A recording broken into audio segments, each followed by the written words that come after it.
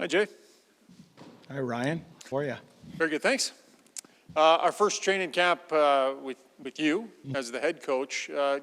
Just give us your approach. You know, it's a balance between getting everybody, a chance and everybody ready, but also trying to prepare your core group to be ready for the season. So what are you trying to accomplish here in the first few days of training camp? What's your strategy? Well, for us, we told our players yesterday when we met for the first time that the goals behind training camp were threefold.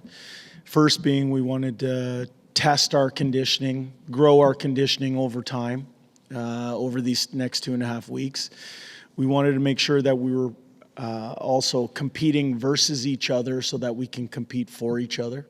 So to build up our competition level over these next 2.5 weeks. And then third is that we wanted to build our playing personality. We wanted to build the team that we want to become, and the foundation for that gets laid over these next few weeks. I thought today was a good first day in that direction and with that aim. And I'm going to sit with our coaching staff, review the day, and then get ready and prepared for tomorrow.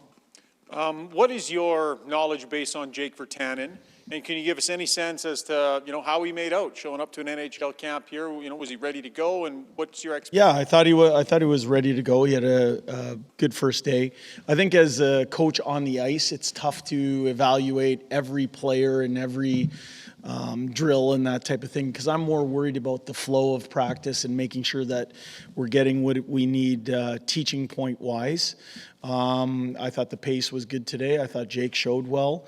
In those drills that we're competing versus each other, I thought he showed well. So what's the difference between coming onto a team in midway through the season and getting it from the very start? Is there a difference, or have you been here long enough that things are in place and it's...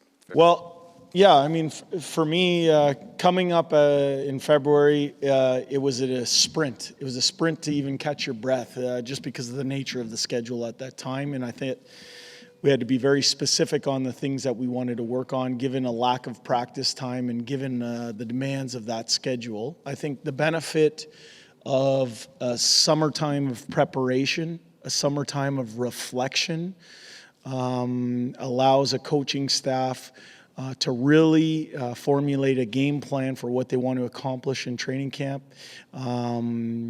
Allows us to implement every detail of the game that we want implemented. We still have areas of focus, identity parts to our game that we are going to stress. But having a little bit more time allows us to add layers to the onion, so to speak, and grow our game each day. So you're looking at your lines. You've got Jesse back up there with Draisaitl and Hyman. He didn't finish last season there. He was further down the lineup. Why is he there now? What do you want to see from him? And is this sort of another fresh start for him to try and be what you guys need him to be? Yeah, well, I said this a little while ago just about how he came back in. He's a highly motivated player. I thought he looked really good in the captain's skates. And then when you're thinking of lines for training camp, we have the understanding that that's day one in training camp. You have to start somewhere. The makings of that line, if you look at it, obviously a world-class playmaker with size through the middle of the rink in Draisaitl. You have the Energizer Bunny worker bee that gets a lot of stops on the forecheck and plays hard around the blue paint in Zach Hyman. And then when you throw Jesse's skill set with those two players, we think they complement each other. And that's the makings of a big, hard, forechecking, grind it down in the ozone type of line. And so I thought they had a good first day. They set the tone in the first ice session. And specifically, I thought Jesse had a very good day as well. Jay, Ken indicated yesterday that your previous relationship with Jason Demers was part of the decision to bring him in on a PTO. He didn't play a ton of hockey last year, obviously. What do you hope that he can bring over the next couple of weeks? Yeah, well, I think he's a professional player, someone with 699 NHL games to his credit. He's someone who's highly motivated. He played in the Olympics last year. He played in the KHL last year a bit. He's fully healthy, but he's coming into camp with something to prove. And for me, I thought he had a good first day. It's obvious that he played towards his strengths. He moved the puck well. But ultimately, those players that are competing to earn jobs or competing for ice time, their goal is to get better every day and then show very well in the preseason games that we have. And we have 5 in the first 8 days or so. So it'll be interesting to see how that plays out. Holloway's coming off an exceptional showing in Penticton. I mean, we know where he was drafted, the expectations, the long-term hopes. In the preseason, and I know, Prem, you might hesitate to reveal too much about your lineup, but is there, like, would you like to see him with a variety of different players? Like, if he can really connect with some of your high-end guys and share that IQ on the ice with them? Yes. Yeah, I would like that. I thought Dylan stood out today. I thought he carried some of the momentum that he earned and built through rookie camp, where I thought he was one of the best players on the ice in Penticton. He brought that into the first day of practice. I think, we're going to try him in a bunch of situations with a bunch of different line mates. We got to make sure that we're trying to help put him in a position to succeed. Hi, Jay. Hi. I'm just wondering if you could shed a little light on the adjustments that you asked Darnell Nurse to make last season when you took over, and how you expect that to carry over into this season. Yeah, well, I think the first thing we did was we reduced a little bit of ice time from Darnell from what his ice time numbers were earlier in that season. Part of that was because we played 7 defensemen. We had a bunch of young defensemen in the lineup. But what we asked Darnell to do when we paired him with Cody Ceci eventually was to shoulder some of the toughest minutes that we could feed him. Tasking him with the important job of shutting down the other team's best players. If you went to the fancy stats, I think that would show, in his quality of competition in terms of who he was on the ice against. That he was a big reason, and specifically that pairing was a big reason why we had the success that we had down the stretch. I think he embraced that form of simplicity. I think he embraced the challenge of competing against the world's top forwards. And when he's playing at the top of his game and he's hard to play against, I think he's one of the best shutdown D-men in the league. What's it like having a guy like Darnell who has that raw physical ability as a coach? Then you just have to kind of refine that game to fit your system. Yeah, well, I have the benefit of knowing Darnell since he first came into the league. First of all, he's an A1 person, high capacity, high character person. He's always in the best shape that he can be. I think when you have an athlete of his skill set at your disposal, one of the things we try and do with our players is to give them the tools that they need to be successful. Part of that is painting a picture of exactly what we expect out of them. And I think Darnell relished the role that he was given, and as a result, our team responded as well and had a good run down the stretch. Back to Jesse for a second. He was in here talking about how he needs to find his confidence and grow some confidence and be a confident player. Yep. So as a head coach, you're probably some percentage psychologist as well. And every player's better when he's confident, right? Yeah. How do you help him in that project of becoming a confident player when last year he, by the end of the season, he wasn't one, frankly? I think that's fair. I would say that the one thing I've learned over time is that confidence, it's not something you necessarily start out with. It's earned through a lot of hard work and effort. Part of that is me putting him in a position to succeed. Part of that is the work that he put in. And I think over the summertime, what I saw today, what I saw in the captain's skates is I see, as I said earlier, a highly motivated player who put in a lot of work over time. And he's anxious to show what he can do. I think day one in training camp, he should feel confident heading into day two. But like with all of our players here, we've told everybody we need him to get better every day.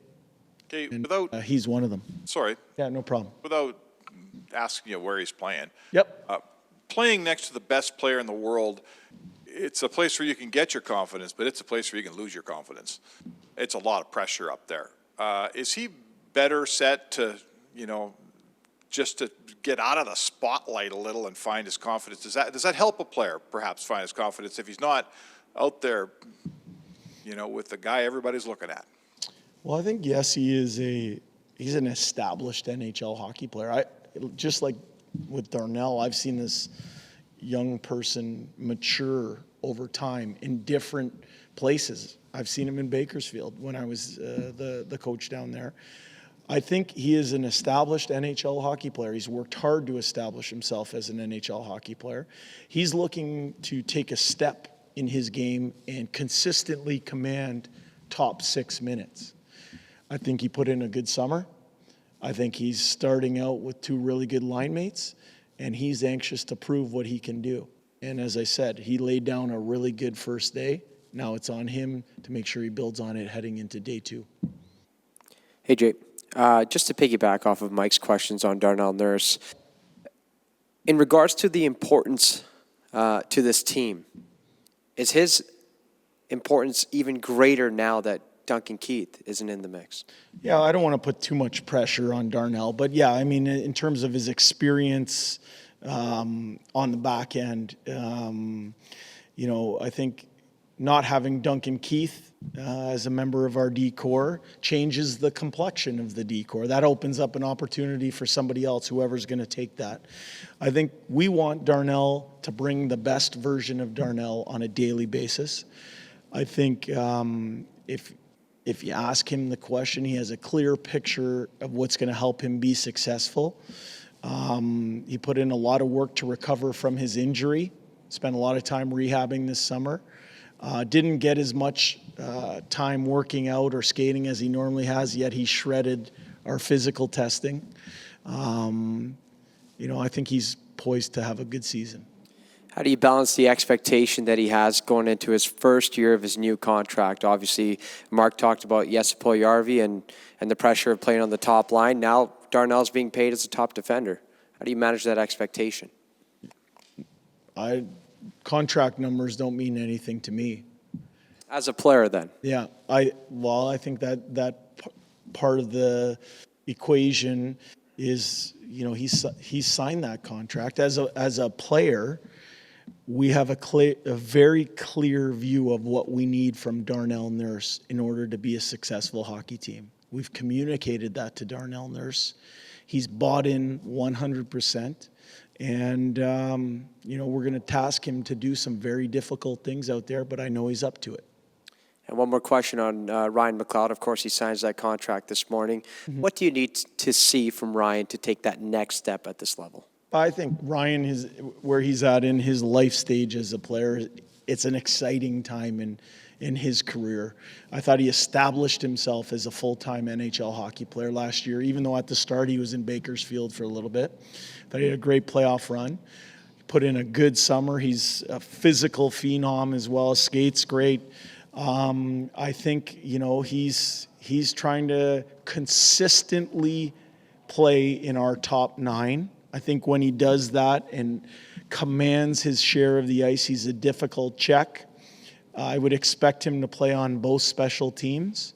And he's like everybody else. He had a good first day, and he's looking to build on it for tomorrow. Jay, just back here. Hi there. Welcome back. I just, over the last, maybe since the captain skates, we've talked to various players new from the core group. Yesterday was Ken Holland about expectations. Can you maybe walk us through the management of expectations or how you deal with what you want to see, what you're hoping to see coming off of what happened last season? Yeah. I thought preparation for this season began the day after we lost out in the playoffs last year. I think we should be proud of that run, but it's history. Our new season began yesterday with physical testing, began today with our first on-ice session. I think we're very clear that we join the starting line with 31 other teams to run the 82-game marathon, and that begins, I think Ken said October, at the middle of October, but it really begins today. I think there are 31 other organizations with grounds for optimism today. We're one of them. We understand we're not entitled to anything. We're putting our focus and our energies on having the best camp that we can have in order to prepare ourselves to meet the challenges of an 82-game schedule. That's where we're putting our focus. This year is this year. Good, thanks guys.